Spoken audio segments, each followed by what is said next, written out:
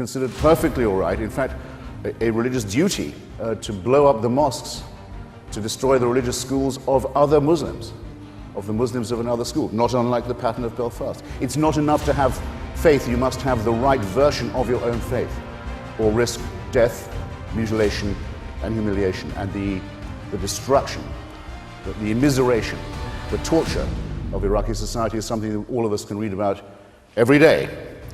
Suppose we're to go to Beirut, the pearl of the Levant, the most civilized and beautiful and cultured city of the Middle East, and to see what happens when, for politicized reasons, a sectarian constitution is in place which says that the president of Lebanon must always be a Maronite Christian, that the speaker of its parliament must always be a Shia, that its vice president must always be a Sunni, that the Druze must have their share.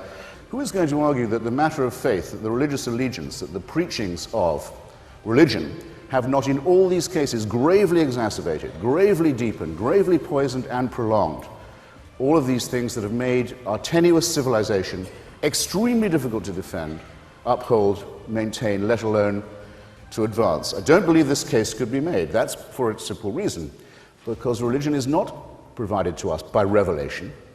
It doesn't come from the heavens. It doesn't come from the beyond. It doesn't come from the divine. It's man-made. And it shows. It shows very well that religion is created, invented, imposed by a species half a chromosome away from the chimpanzee. It shows, doesn't it? Well, why do we deceive ourselves on this point? Christopher Hitchens, author, journalist, critic, writer over here, a figure in the cultural life of this country before he moved to Washington, where he wrote for Vanity Fair and The Nation. He started off on the left wing, moved very right, and has recently been defending the neocons. And his latest book, which is absolutely germane to this subject, is to be published in the coming months and is called God is Not Great. Christopher Hitchens. Thank you, John. You'll give me a minute, won't you?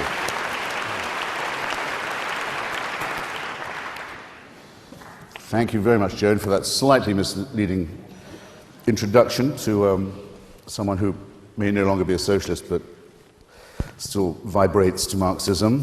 Thank you, ladies and gentlemen, for coming. I think I'll be able to be reasonably terse, given the very heavy artillery that follows me on our side. I think it might perhaps have been felt when I was chosen that the case for atheism should not be made by the spokesman for its moderate wing, Richard Dawkins. It might be okay to have at least one extremist on the panel. And I'll begin at once by recalling an exchange I had recently in Colorado Springs with a spokesman of America's evangelical broadcasting wing, a much overrated but nonetheless significant force in American politics. This broadcaster asked me, in response to my own statement of unbelief, he said, "I insist that you answer the following question, and that you answer it with a yes or a no." I braced myself. I accepted the challenge unseen. He said, "You are to imagine yourself in a strange city where you've never been before. You are to imagine nightfall coming on, and you to be without friends or succor in this town. And you are to ask yourself whether you would feel safer or less safe when you saw a dozen men coming towards you in the dusk, if you were to know that they had recently come from a prayer meeting." This is I think I can justifiably say I'm relaying to you, comrades, friends, brothers, sisters, the challenge that was put by the religious to me. You'll see at once it's not a yes-no answer. You can't give a yes-no answer to that, but I accept it anyway. I said, very well, I won't give a Sesame Street reply, but just without leaving the letter B, I have been in that situation.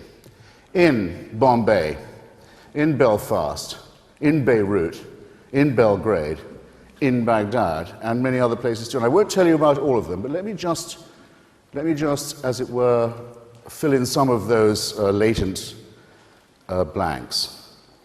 In Belfast, the capital city of one of the provinces of this, our United Kingdom, as everybody here knows, everything, culturally, educationally, economically, politically, socially, has been very gravely retarded for at least a quarter of a century.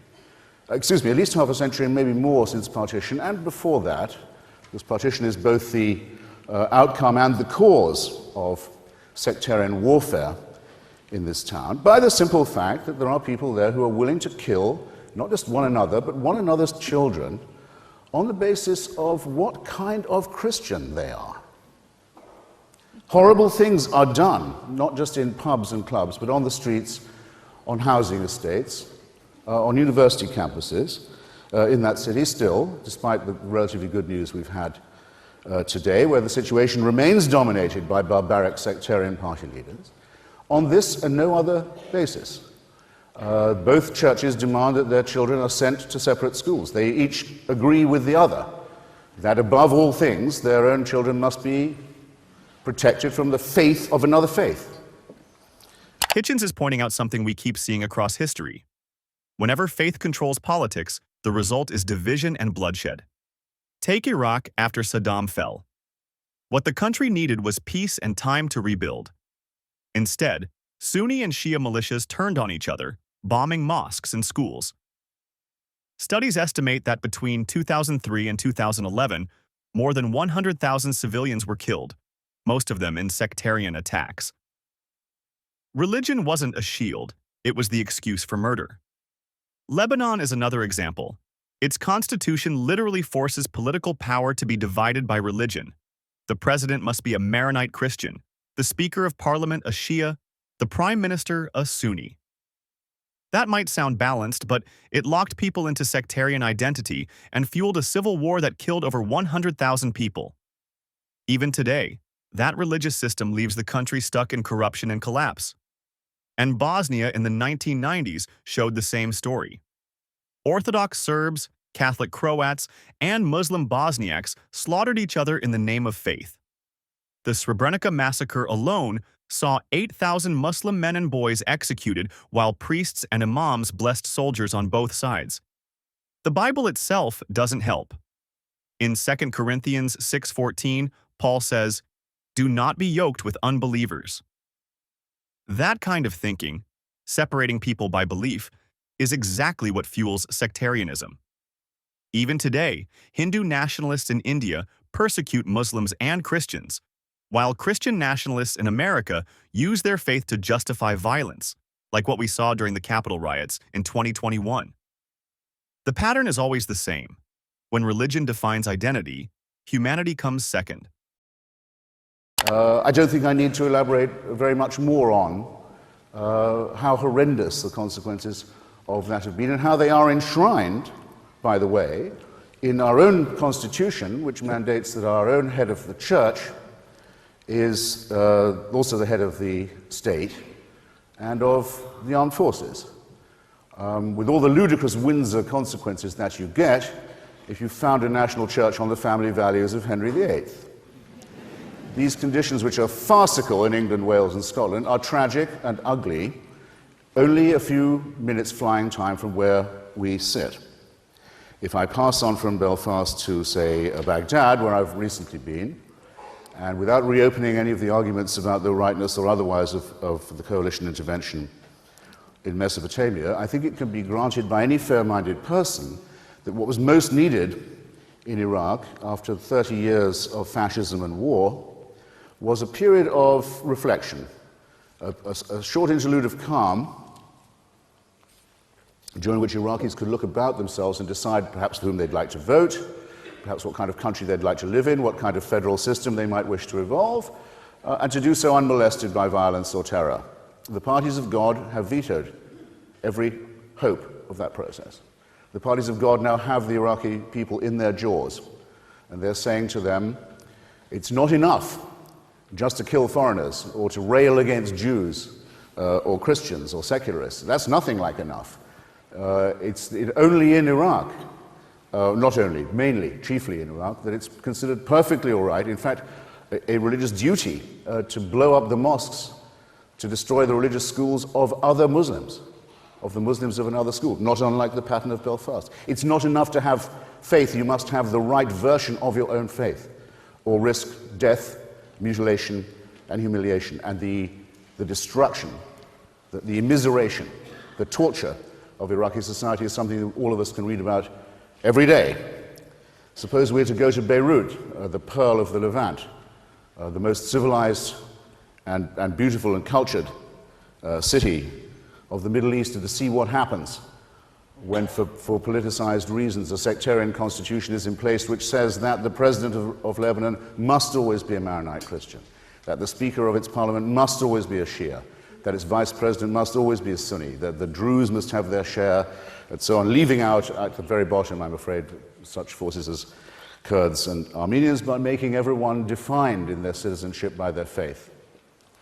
Do I need to elaborate what that's done to retard, to bankrupt, to beggar, to disfigure, and to degrade what could have been an ideally plural and diverse and happy society? Remaining with letter B, shall I say Banja Luka? Shall I say Belgrade? Or just say Bosnia? Again, one of the most civilized enclaves of the Balkans. For many years, protected by a secular constitution and the remains of what had been a secular and democratic republic. And just look what happens when it is decided that it is a matter of faith that determines your citizenship, your allegiance, your identity, your nature, your rights. See the recrudescence in the Europe of the late 20th and early 21st century of Catholic fascist parties we thought we'd left behind at Nuremberg, the Ustasha. The recrudescence of forces like the Chetniks, the Serbian Orthodox fascists who took exactly the same view except the other way around.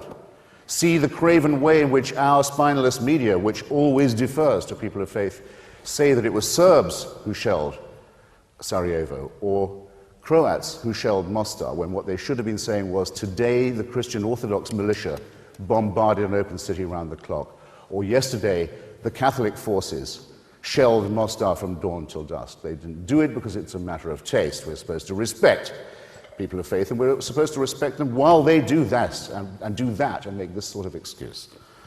There aren't enough words, in my lexicon at any rate, to express the contempt that I think any right-thinking person must feel for this conscription of this kind of medieval barbarism. Joan will tell me when I've got a minute. I don't know whether I'm yet trespassing on my rivals and my allies' time, but if I was to add Bombay to this list, the city that was very nearly ruined by the sectarian partition of India in 1947, 1948, where once again people were told it's a matter of faith what kind of Indian you are. You may have to become a Pakistani if you're Muslim. You may have to lose your life on the proposition. You may not just be a Hindu. Bombay more or less survived this, the terrifying ethnic cleansing and the pogrom that ensued when the subcontinent was mutilated and maimed and partitioned on this basis in the hopes of a genuine Indian unity and independence, ruined by way of appeasement of people of faith. But Bombay sort of recovered until recently, when now its name has been changed, its minority citizens persecuted, intimidated, driven out by a new Hindu nationalist party, the Shiv Sena, that says that, again, if you do not follow the right God, if you don't accept the supernatural as a real force in everyday life, you are not worth whatever it takes to become or to remain or be treated as an ordinary, democratic, civilized human being in, again, one of the great cities of Asia. In Nazi Germany, the Catholic Church signed the Reich Concordat with Hitler in 1933 and remained silent through years of persecution. In Franco's Spain, bishops openly blessed fascist troops. That's not secular tyranny. It's religion standing behind brutality. The same goes for communism. Stalin and Mao built personality cults that looked exactly like religions, complete with sacred texts, hymns, and unquestioned dogma. It wasn't reason that drove those regimes. It was the same faith-based impulse, certainty without evidence. That's why secular societies consistently do better. Countries like Sweden and Denmark, where most people reject religion, rank among the highest in peace, equality, and life expectancy. They prove morality comes from human choice and reason, not commandments from above. And that's Hitchens' challenge. Belief without evidence is dangerous, whether it's in a church or a dictatorship. What keeps civilization alive isn't faith. It's skepticism, open debate, and the willingness to change our minds when the facts demand it. So let me leave you with this. Would the world be safer if we replaced dogma with reason? Share your thoughts in the comments, and if you found this helpful, hit like, subscribe, and the bell so we can keep this conversation going. Now, it's not part of my case, and I'm sure it's not part of Professor Grayling's or Professor Dawkins's either, to say that religion is the reason for all of this, or the exclusive or sole reason for all of it. I think it would be crude and reductionist to say that. But who is going to argue, I'll be fascinated to see, who is going to argue that the matter of faith, that the religious allegiance, that the preachings of religion have not in all these cases gravely exacerbated, gravely deepened, gravely poisoned and prolonged all of these things that have made our tenuous civilization extremely difficult to defend, uphold, maintain, let alone to advance? I don't believe this case could be made. That's for a simple reason, because religion is not provided to us by revelation. It doesn't come from the heavens. It doesn't come from the beyond. It doesn't come from the divine. It's man-made. And it shows. It shows very well that religion is created, invented, imposed by a species half a chromosome away from the chimpanzee. It shows, doesn't it? Well, why do we deceive ourselves on this point? And is there anywhere, I'm now going to wind up, is there anywhere of the places I've mentioned, and I exempt Basra and all the other B's I could take you around, where it wouldn't be enormously welcome if there was a mass conversion to secularism, or a mass adoption of the secular idea and principle, of the principles of Bertrand Russell, who once spoke famously from this platform, of Thomas Paine, of Thomas Jefferson, of Voltaire, and others. And I'll close by saying that I want you to be on your guard against two false issues in this respect, and I'll be very brief. When I mentioned those gentlemen, and I could mention some ladies too in this connection, like Mary Wollstonecraft, don't let anyone tell you that, oh well, secular tyranny is just as bad. After all, there have been fascist and communist dictatorships which have been just as revolting. Fascism, as you know, was supported by the Catholic Church all through its life, and in fact till after it had died, and still is defended by it. One of the leaders of the Axis was actually, the Japanese leader, was actually a god. There's no way of saying fascism and National Socialism and the Axis was secular. And in the case of Stalinism and Maoism and the Khmer Rouge, the same mistake is made, and a religion is made out of man. It's the religious impulse itself that I think we need to oppose, to criticize in ourselves as well as in others. The argument from faith, in other words, the argument from certainty. So those of us who maintain this may not be described, my closing point, as fundamentalists or secularists, as certain cheap and demagogic and opportunist forces have recently been suggesting. We do believe in evidence, we do believe in skepticism, we do believe in reason. We hold our views with as much conviction and principle as any God-botherer does. But we are open to the argument, and we're going to prove it tonight to you. And don't let anyone dare to imply there's a moral equivalence between us and the fanatics and the fools and those who think they know God's will and can tell you what it is, who are our enemies, and your enemies too. So, I beg to propose the motion that stands in our name. Thank you. In Belfast, Catholics and Protestants spent decades killing each other over their version of Christianity. More than 3,500 people died during the Troubles, many of them civilians, with religion as the dividing line. The Bible itself has fueled division. Jesus says in Matthew 10:34, "I did not come to bring peace, but a sword." That verse has been used for centuries to justify violence. Science also shows belief does not guarantee morality. Studies by Phil Zuckerman and others on secular countries like Sweden and Denmark reveal that societies with the lowest levels of religious belief actually rank highest in safety, equality, and quality of life. In contrast, highly religious regions often face higher crime and instability. And it is not just history. In modern times, we still see how religion fuels danger. In 2020, a Pew study found that government restrictions and social hostilities around religion reached the highest level in over a decade. From extremist groups in the Middle East to Christian nationalists storming the U.S. Capitol, Prayer meetings have not been a symbol of safety. They've often been the starting point for violence.